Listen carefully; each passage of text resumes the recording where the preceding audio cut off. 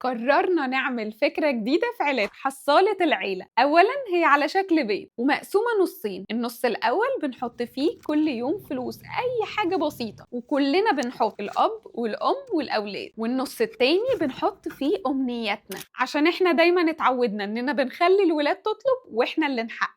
بس ماذا لو يعرفوا ماما نفسها في ايه اليومين دول وبابا بيفكر في ايه، ويا ترى اختك بتتمنى ايه دلوقتي؟ واخر الشهر بنفتح الحصال ونختار امنية من الامنيات بشكل عشوائي ونحققها بالفلوس اللي اتجمعت، ولو احتاجنا نزود عليها حاجة بسيطة مفيش مشكلة نساعد. وطبعا ممكن تتفقوا لو الامنية كبيرة والفلوس مش هتكفي ان انتوا تعملوا خطة معينة للتنفيذ في ميعاد معين، علشان الفكرة الاساسية مش بس التحويش لهدف لكن كمان اننا نزرع الحب والتعاون في البيت، واننا نعلم الطفل من سن صغير انك مش كل حاجة بتفكر في نفسك وبس، لكن كمان محتاج تفكر في الناس اللي حواليك وتعرفهم وتعرف اهتماماتهم. الحصالة اخيرا بقت جاهزة على الويب سايت بتاعنا، الحقوا اطلبوها، هسيب لكم اللينك في الكابشن.